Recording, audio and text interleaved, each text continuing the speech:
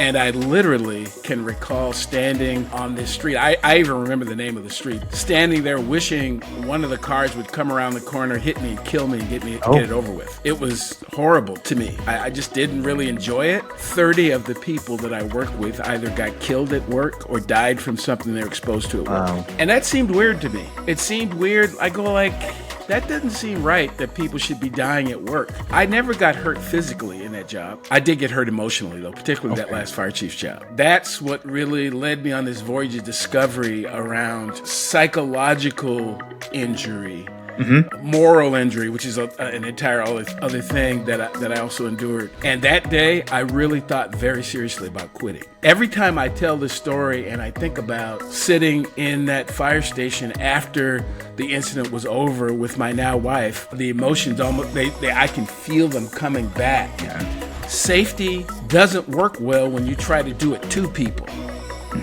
It also doesn't work well when you're doing it for other people either. It disempowers them to go, well, yeah, you don't really know, I'm going to do it for you. It works a lot better when we do it with people. We spend a lot of time trying to fix people. The people aren't the problem. It's not the seed, it's where the seed is planted. I am absolutely convinced that if I were not a Black person, I would likely be a multimillionaire right now.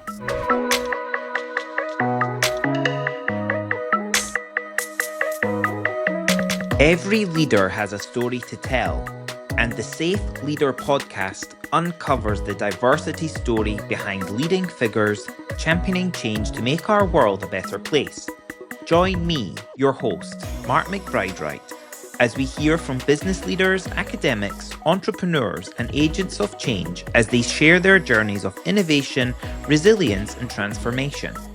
Together, we explore how they embrace the principles of safe leadership, sharing, acting, feeling, and empowering to create safer, more inclusive environments for everyone.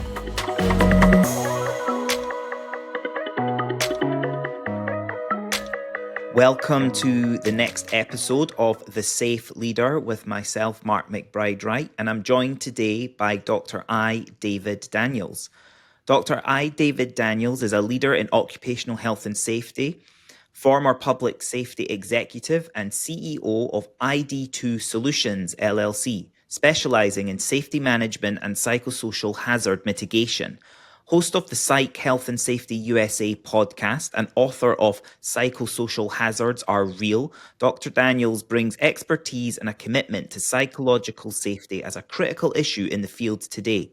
His extensive background includes senior leadership roles within the National Safety Council and the International Association of Fire Chiefs, along with numerous awards, including the NSC's Distinguished Service to Safety Award. David, delighted to have you here today. How are you? I'm good, Mark. Thanks for the invitation to hang out with you for a few moments and talk about safety things. It's absolute pleasure. I think you're the first guest that I'm interviewing whereby we've been connected online, but never actually spoken or met or anything. So this is literally like the first conversation we're having together. Absolutely. I rather enjoy those. It's rather enjoy it. So yeah, tell us. So in these sessions, I love getting to know the people behind the stories, and all usually our history has shaped who we are. The experiences that we've had as individuals have helped guide decisions that we've made for how we want to earn our keep. So what brought you to what you do today? What you've had a diverse career in safety. Right. What sparked that interest all those years ago? Well, I have to take a journey back to my days. So out of high school, I ended up doing construction.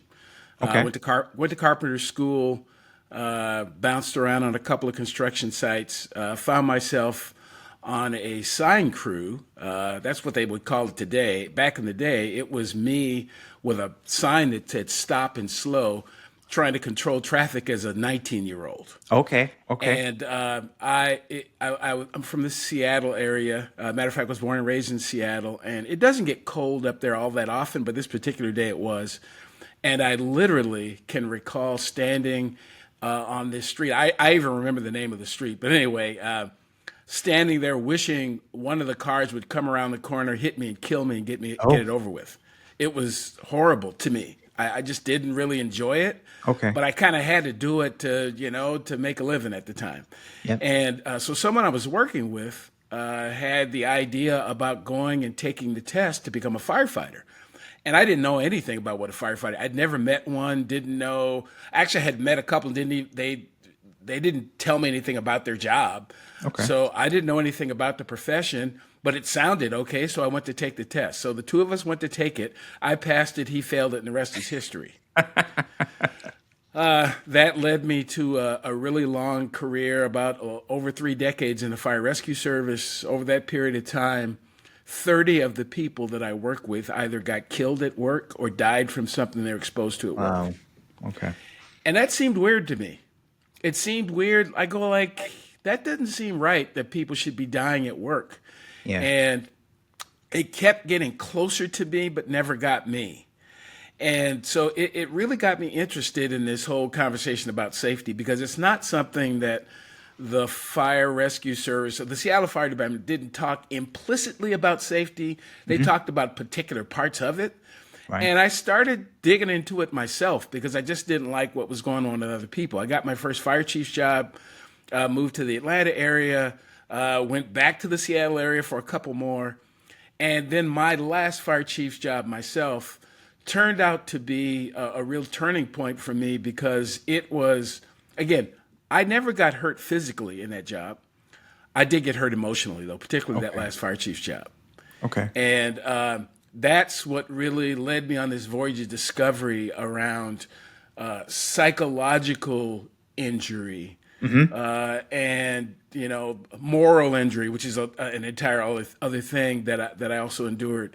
So and that really kind of sets up the research that I've done and all of that. It's that lived experience that didn't feel good. Yeah. It looked good on the outside looking in, but it didn't feel good a lot of the time. And that again, it set me up both ways. One, it gave me that negative experience, but also gave me some really positive ones. It changed the trajectory of my life and the trajectory of my family and everybody connected to me. So if I didn't have any other information, I would have lived it the same way. So was that experience that you had related to a loss of life of colleagues on the job, or was it when you said it started to come closer to you, or was it, and it could be both, or was it like a sort of culture within the fire profession that was preventing psychological safety? It was both. It was both. It was, and I can't say which was worse. As a matter of fact, on July 12th, 1987, I responded to a fire with a colleague who was working from another shift.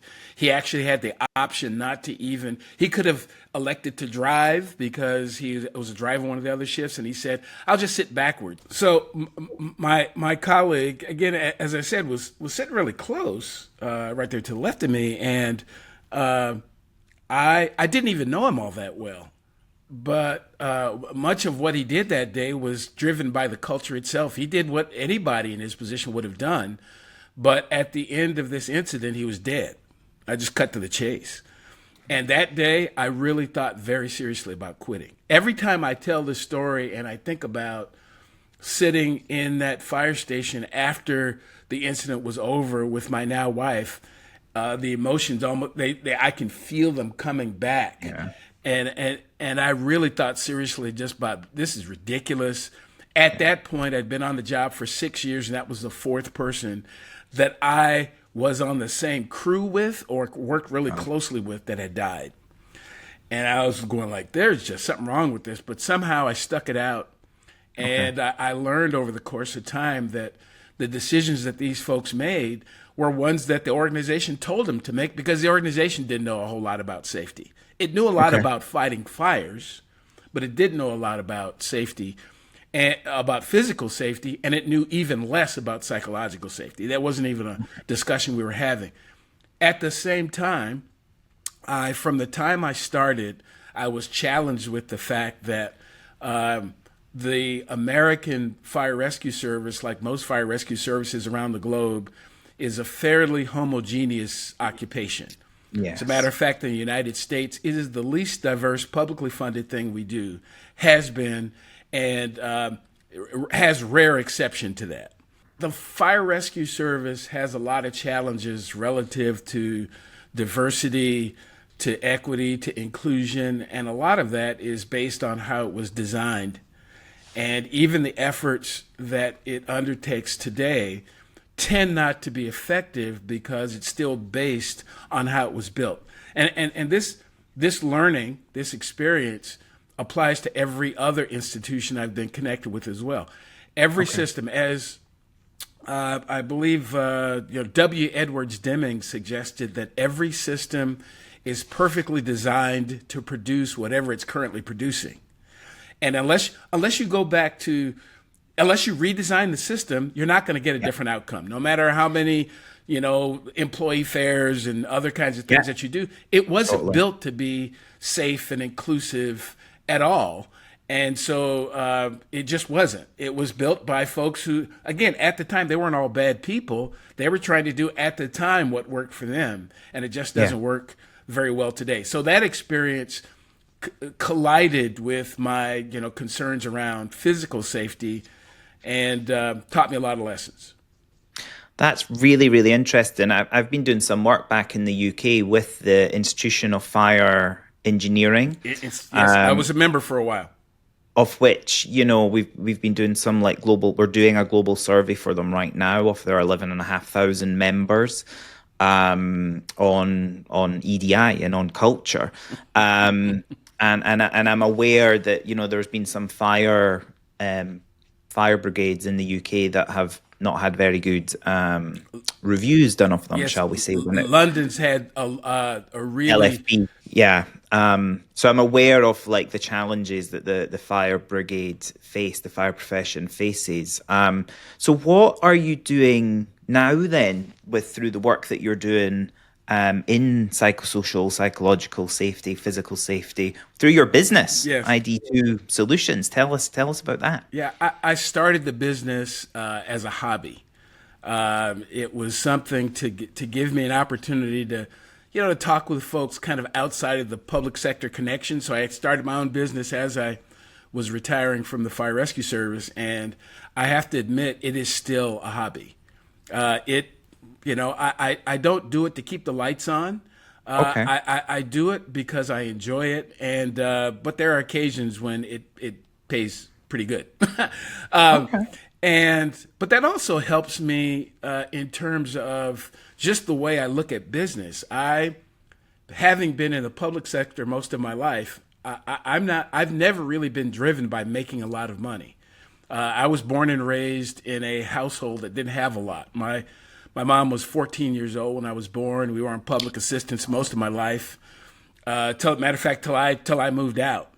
And so I was never used to having a lot of stuff anyway.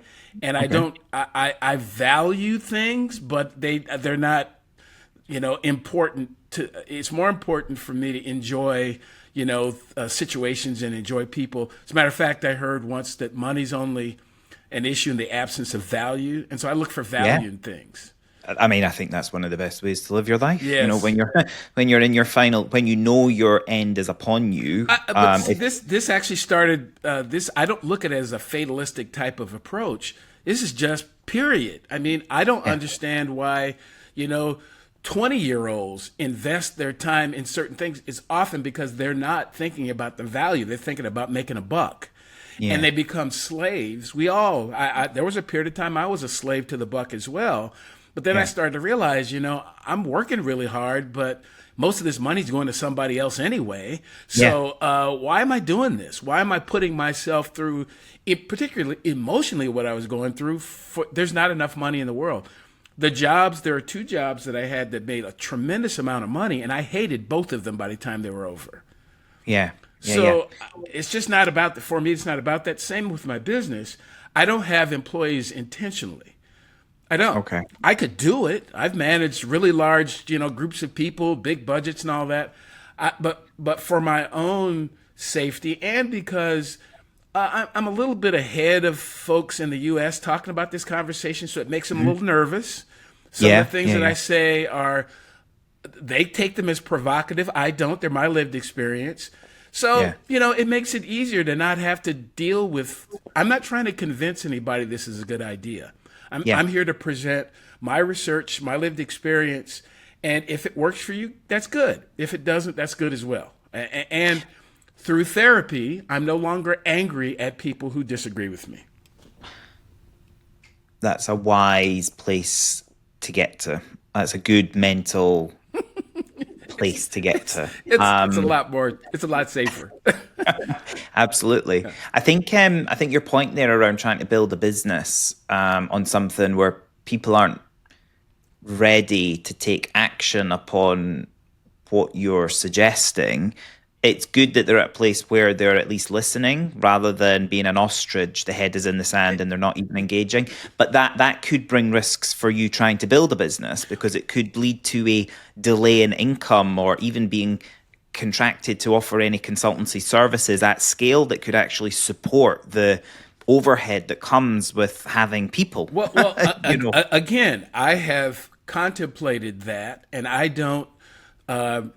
My livelihood is not subsistent on whether or not I get another contract. It just isn't. Yeah. And these are decisions I made 14, almost 15 years ago. I decided that the wife and I decided that I had to convince her that we were going to become debt free. Financial independence. Yes. Yes. Love that. And so we decided that so I don't owe anybody anything.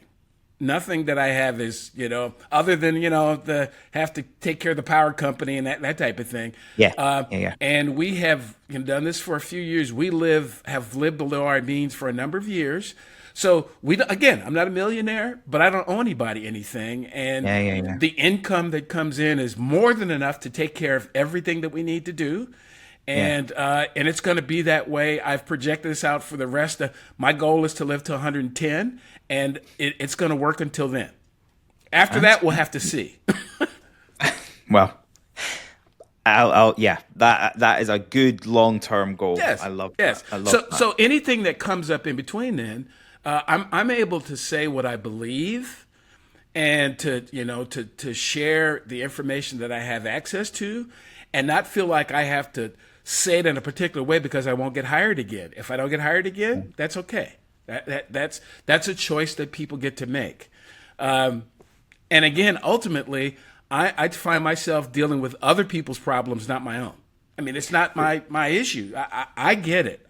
It works for me. It may not work for you. I think it will, but I'm not here to twist anybody's arm and make them see that your psychological health and safety is and I would argue, more important than your physical health and safety because one affects the other. Yeah.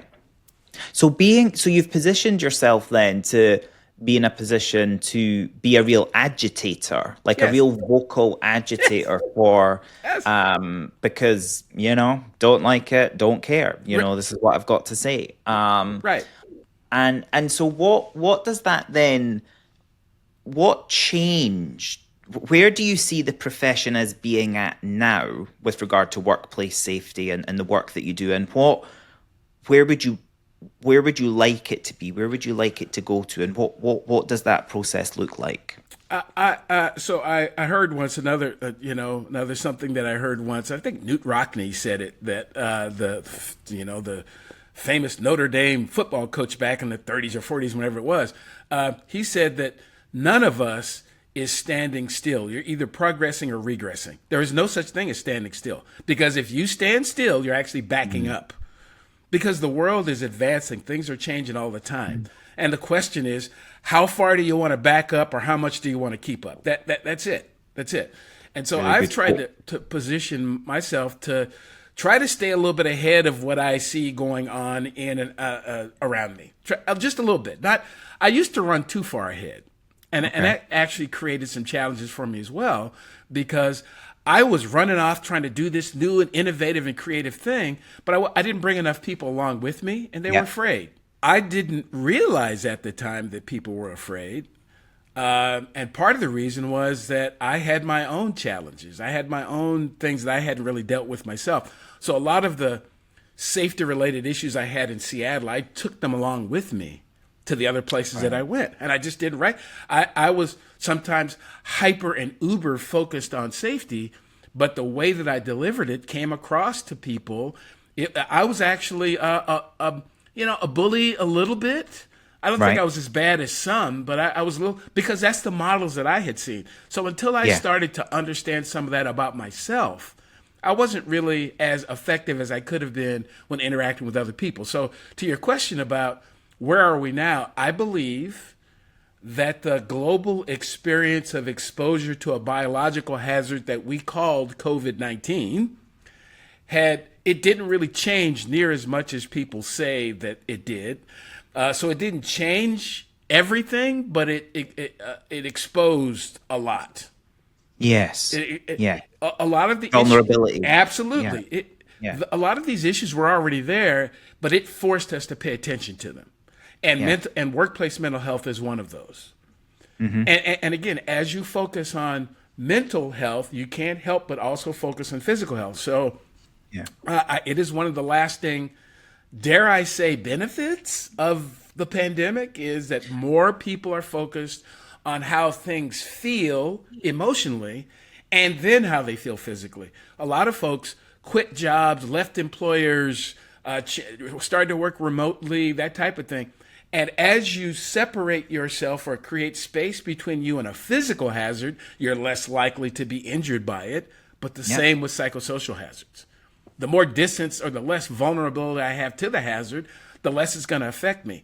I believe that we are at the precipice of a very interesting change relative to safety, because we can engineer most of the physical hazards out of the environment. Yes. We really can. And we're getting better at that. Eventually, I don't see human beings going into buildings on fire at all.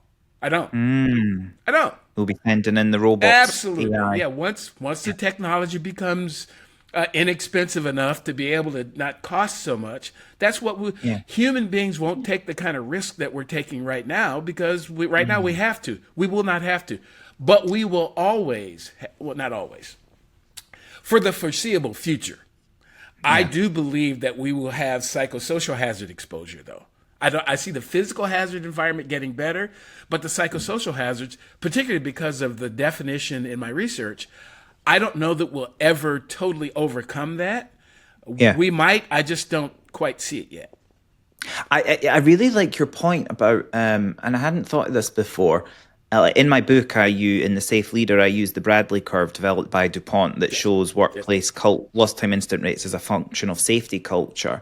And we were sort of at a point where where hazards where continuous reduction in LTIRs has plateaued. Yes. And so what I'm postulating is maybe being more inclusive will help lead to like a further reduction.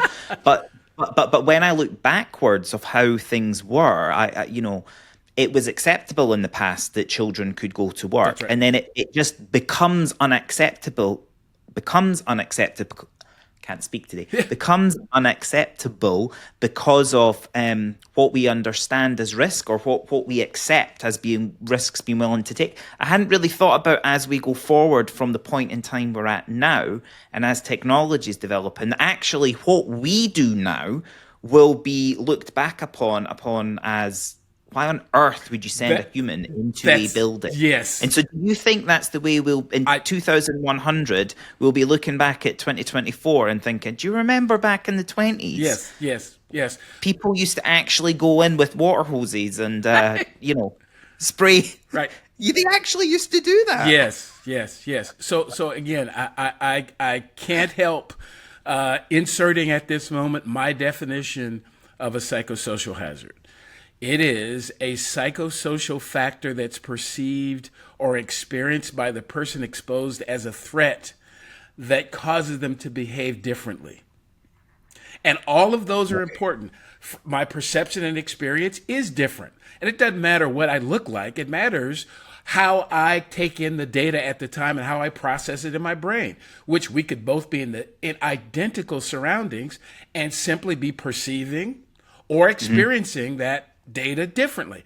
And it doesn't make either of us better, worse, good, bad, none of that. We often, as a society, as a species, want to put these labels that it's better or worse or comparison, or it is what it is. It just is. Yeah, it just is. Absolutely. And especially when judgments have to be made in fractions of a second, Yes. that then can take a different yes. trajectory of outcome for Yes. in that moment. Yes. So again, my perception and experience of this thing as a threat causes my amygdala to fire up. And once it fires up, my prefrontal cortex kind of takes a vacation, and I can't have some of those other conversations until the amygdala calms down. But that's going on totally. in me, and I believe that as we pay more attention to that, we will have fewer physical injuries.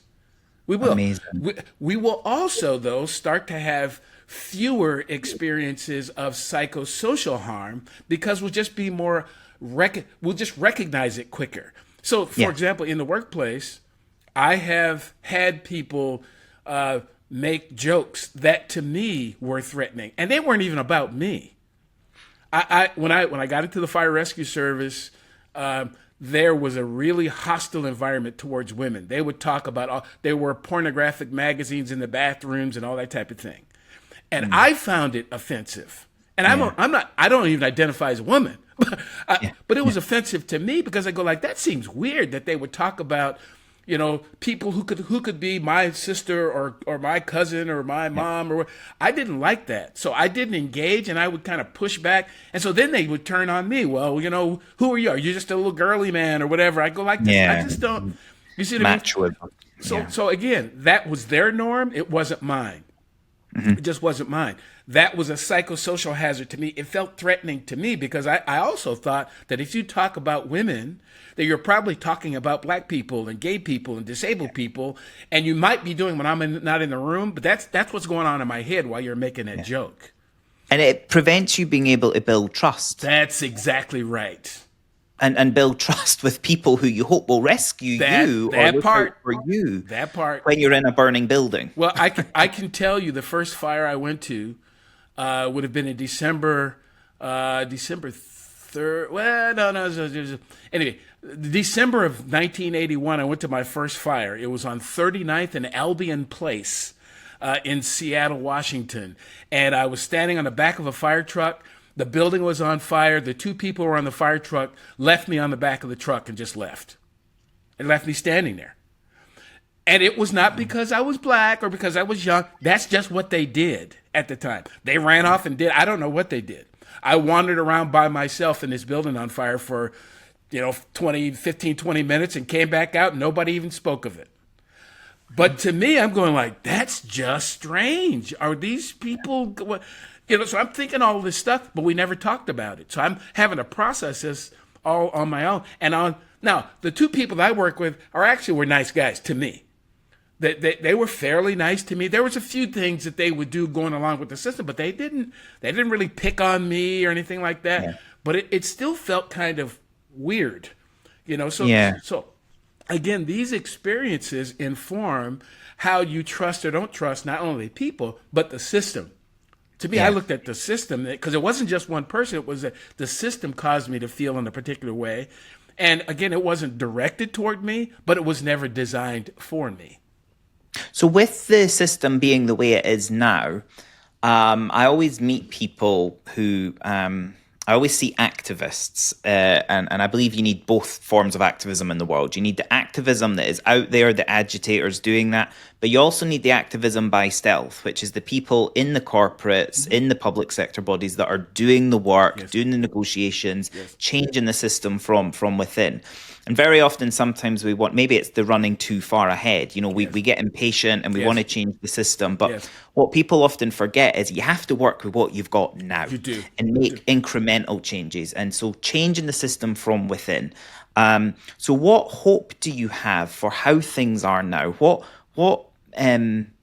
What's happening to help shift to that future reality of a more inclusive, more psychologically and psychosocially safe environment for the industries that you touch with, that you touch upon? Well, first of all, again, I believe that people are changing. Particularly, I got to give a lot of credit to younger millennials and Gen Zers who have watched the experience of baby boomers and Gen Xers, and they've watched what happened to them.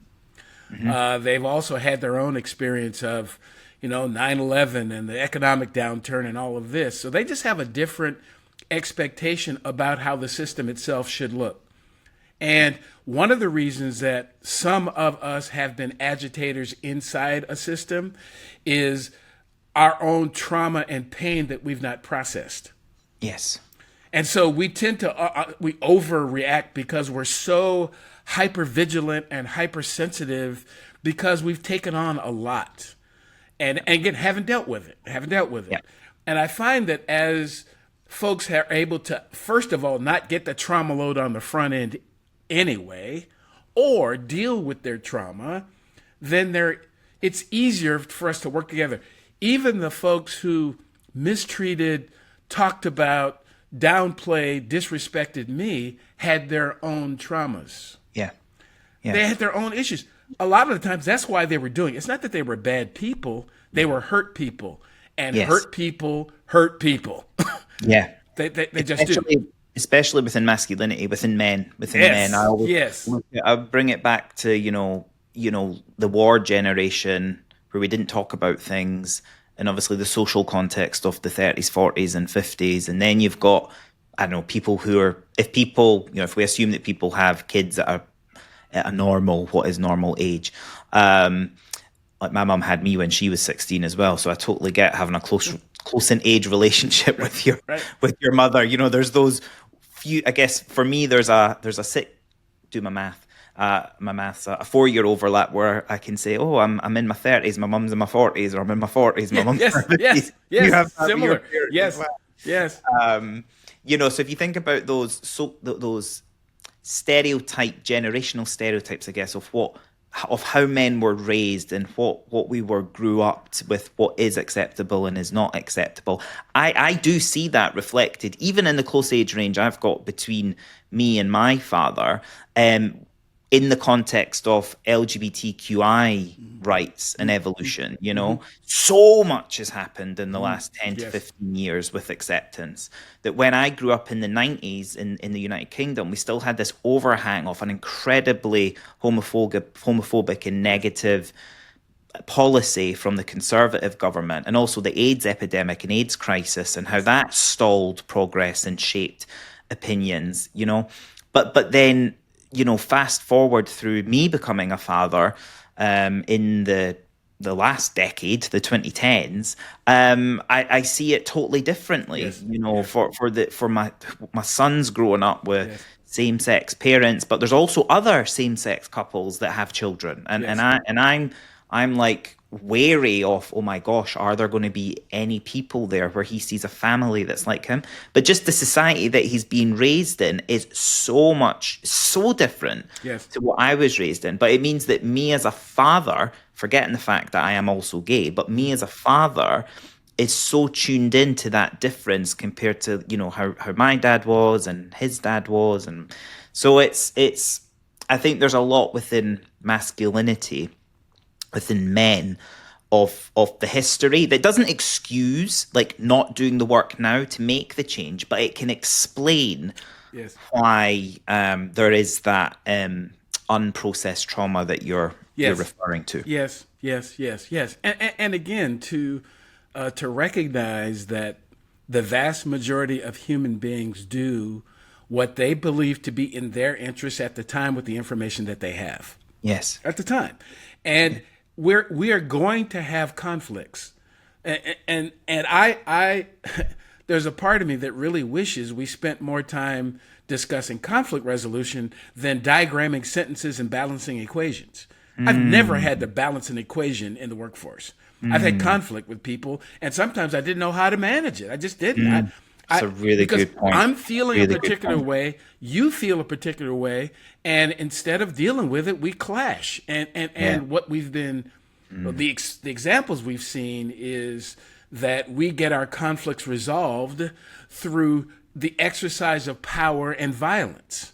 Yeah. I have more power than you, so I emotionally beat you down or physically beat you down or exclude you because I am trying to get my need met as opposed to trying to get our needs met. Yeah. That's a really good point. That's a really, yeah, a really good point. And I take this view into safety, and again, I'll share this one as well. Safety doesn't work well when you try to do it to people. This is a set. We're going to do this to you. It also doesn't work well when you're doing it for other people either. It disempowers them to go, well, yeah, you don't really know. I'm going to do it for you. It works a lot better when we do it with people. With one another, yeah, in community. We both have a role. No matter, you could be the CEO and I'm the front line or vice versa. It doesn't matter what place we have in the organization. Safety works well for all of us, but we have to participate in it. We do. I can't expect you to know what causes me to feel safe. I need to share that with you. Yeah. Now, there's some things that are probably pretty obvious. There's a vat of chemicals over there that'll burn people, and it'll probably burn me too. But again, a psychosocial hazard isn't that way. I have to share sometimes with people how that made me feel. And sometimes, it's going to cause you to feel that way. And now here's we deal with it, or let's change that. Sometimes you can't, not all hazards can be eliminated from every environment, particularly psychosocial ones. You will not have a zero harm, zero hazard type environment. It's just not possible because it's the job. That's what it is. I mean, and so how do we help people be more resilient because they're going to be exposed? So what work do you do with the work that you do take on? Do you work with leaders to help them try and lead to create cultures that are the what you're describing? Like how are you making that change happen? I can do this with anybody, any size, any group. I can work with an individual. I've done that. I've worked with individuals who are having difficulties on their jobs and try to help them sort through, first of all, what's going on with you. I am not a therapist. Yeah.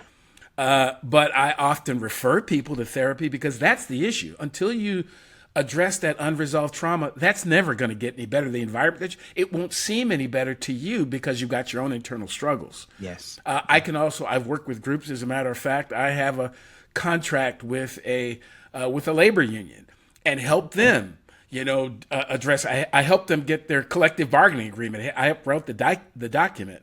I can work with middle managers, supervisors, managers, leaders, people leaders, whatever they call themselves, on how they can be better, more effective, leaders, particularly looking at the psychosocial hazard environment. And I work with, upper level executives.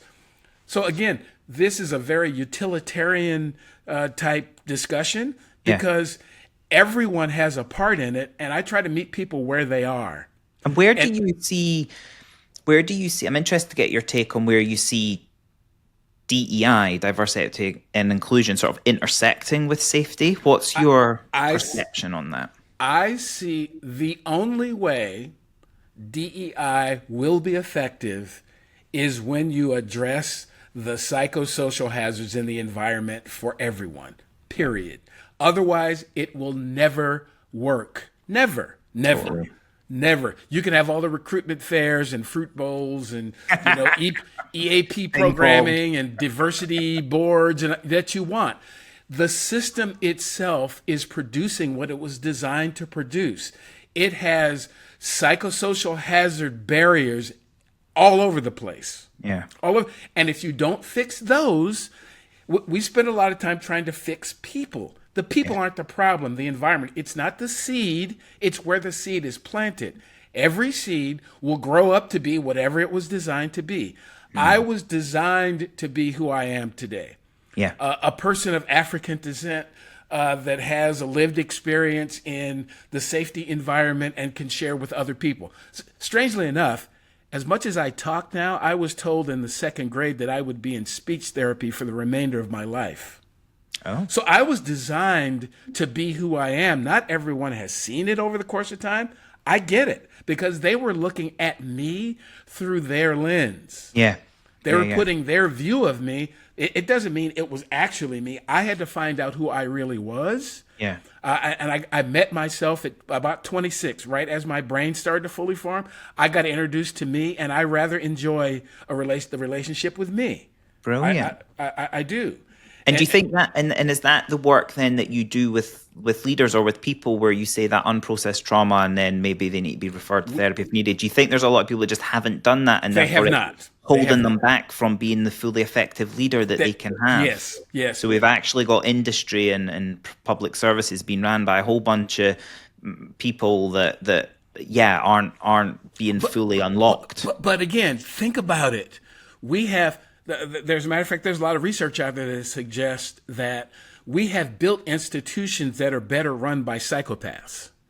Because that's how it was built. It was built based on power, based on aggression, based on, Robert Taylor is said to be the father of scientific management. He's the one who told us everybody was a number, had to be measured, that's what he told us. Right. What we should have listened to as well was Mary Parker Foley, who was a contemporary of Robert Taylor's, but she's a girl. Nobody's going to listen to her back in the late 1800s, early 1900s. She doesn't have anything to say, of course. So many examples of that through history. Exactly. So we missed out on the conversation about, yes, we do need to manage systems, but these are human beings, and we need to create environments so human beings can work together to create great things and have great relationships with each other within the context of a system. Yeah. So again, we built these systems, based on even the military. Screaming and yelling at people doesn't necessarily get them to do what you need them to do. There are some circumstances, and when I was in the fire service, there were sometimes I had to raise my voice. It's because of the ambient noise, not because I'm yelling at someone, but there's a fire burn. There's an engine. I had to speak louder in order to be heard. But that has become a practice where people yell and scream and do all these things. And then we've even written books about the aggressive. And then we look at the animal kingdom and we fashion a lot of our leadership based on what animals do instinctively. We should be smarter than that. Yeah. We have a more developed brain. We should be able to reason with one another, use our words, and not curse at each other. Yeah. Oh, I love that. Yeah. That's really good. That's really good. So I've got a section here on the quick fire question round. Okay. Ask you some questions, quick answer style. So what's the best piece of advice you've ever received? If I'm going to be in relationship with people, I have to be with them. I have to have the relationship the way they are. What's your proudest professional achievement? Wow, it's a tie. It's a tie. It's a tie between being awarded the Distinguished Service to Safety Award and being inducted into the Hall of Legends, Legacies, and Leaders in the Fire Rescue Service. Both of those things, and they both happened within about a year and a half of one another. Wow. So those two things are some of my proudest professional accomplishments and rewards. Congratulations. What's the one skill you think every safety professional should have? The ability to have compassion for other people. Tea or coffee? Tea. What's your go-to productivity hack? Oh boy, productivity hack. I'm a tech nerd. If there's a tech solution to it, I'm going to that. We've had that one. I love it. If you could have dinner with any safety or public health expert, past or present, who would it be? Oh, there's a couple, but there's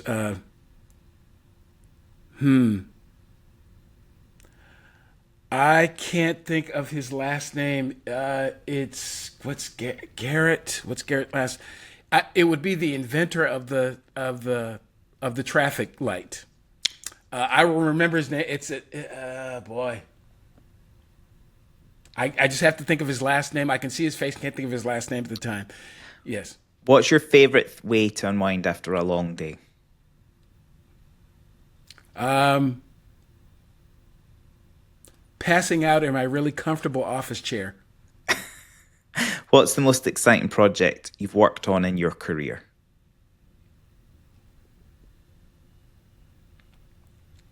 Oh boy, exciting, exciting. I really enjoyed working on the Bullying, Harassment, and Violence Prevention Task Force for the International Association of Fire Chiefs. I enjoyed the hell out of that. I really did. What one piece of advice would you give your younger self?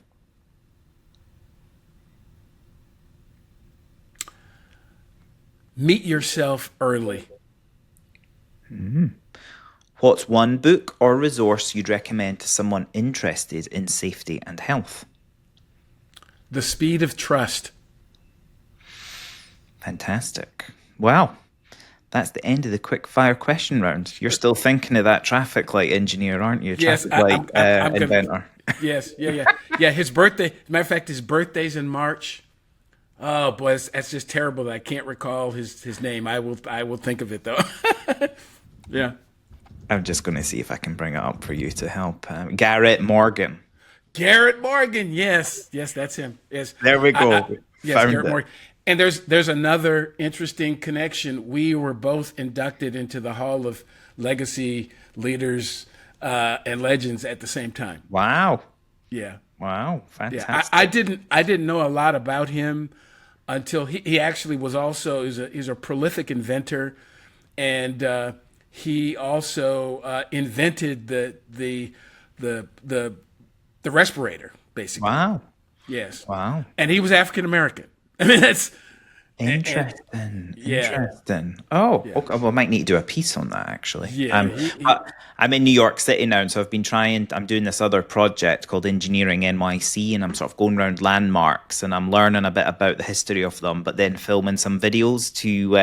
I've learned all about the Brooklyn Bridge and its history. And so I'll need to look up Garrett Morgan. Yes, see if yes, there's look him up. anything in the city here. There probably is. One of the examples, one of the stories I heard about him is he developed this basically respirator, and because he was black, people wouldn't use it, so he had to sell it through white people.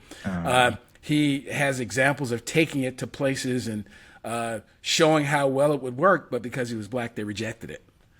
And Like how many just lives could have been saved sooner Yes. if he hadn't had to have that delay in Yes. finding an alternative distribution model Yes. and could actually Yes. just get the funding or get the route Yes. to market Yes. that white people had access to faster. Yes, and I relate to him that way because I am absolutely convinced that if I were not a black person, I would likely be a multimillionaire right now.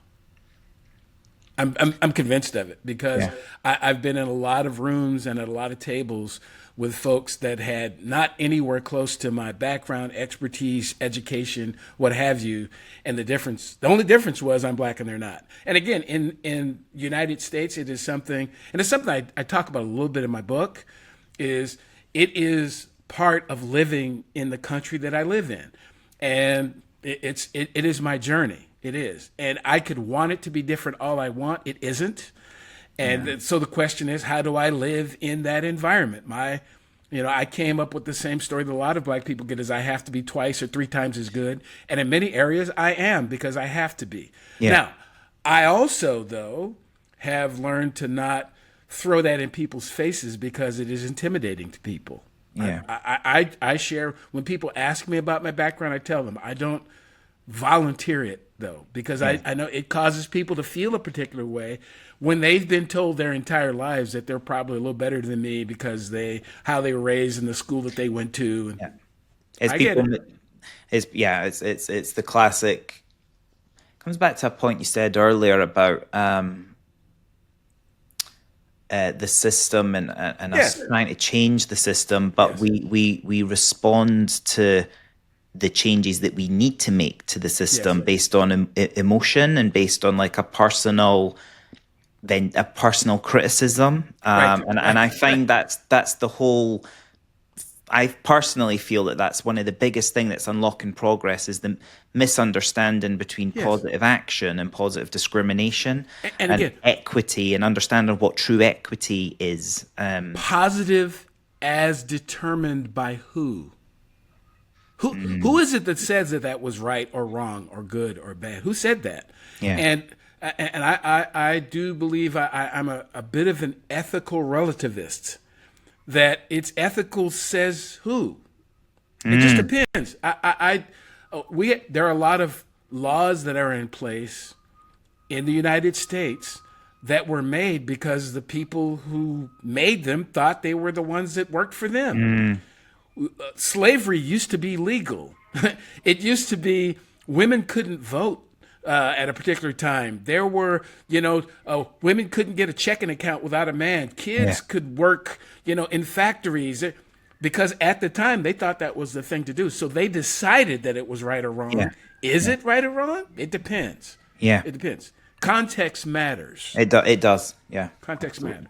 And I'm sure to your point about do you want to be part of the progress or be backing up with the regress, that I guess that the momentum, the analogy I had in my head when you said that was the kind of pendulum swing of progress and swing forward, swing back. So I find your work really, really interesting. For any of our listeners out there, how can they get in touch? Where can they find out more about your work? Well, I consider myself to be a fairly prolific user of LinkedIn. Okay. That's become the platform of choice. I do have a website, ID2 Solutions, where folks can get more information about the variety of services that I am able to facilitate. Those two are probably the best. They can also check me out, again, shameless plug, on the Psych Health and Safety USA podcast. Fabulous. There's a new episode every week. Okay. It's actually sponsored by a company in Australia. Okay. And it is my cause celeb these days to convince people in the United States that psychological health and safety and physical health and safety are the same thing. Absolutely. They are. You cannot do one effectively without doing the other. You will not do one effectively without doing the other.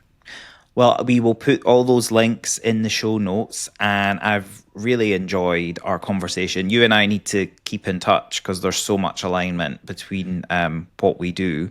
But for the purposes of closing this out, thank you so much. Have you got any final words of wisdom or points you'd like to share with the listeners? Well, Mark, I do want to thank you for the manner in which this conversation has proceeded. I get these, you only get one opportunity to make a first impression. And my first impression of you as a human being is that you're a kind and caring human being. That's what comes across when you speak. That's what comes across in the questions, that you're a kind and caring human being who happens to be interested in safety and leadership and all the other stuff. Yeah. But that's very important. And I thank you for the honor of your time and the opportunity to get to meet you. And I anticipate that our roads will cross again at some point in the future. Oh, they're definitely. I'm going to follow up. Don't worry. Thank you so much for the kind words too, David. Thank you.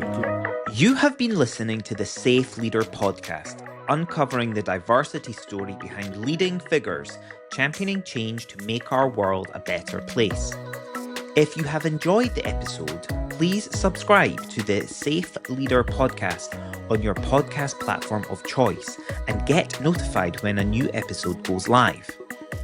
Did you know that we also offer a full transcript on each of our podcast episodes? Check out my website, McBride-Wright.com. Here, you can also explore the training, coaching, and keynote speaking services I offer. And whilst you're there, why not join the Safe Leader community by subscribing to the Safe Leader Insights mailing list? Thank you for listening, and please come back and join us on a future episode.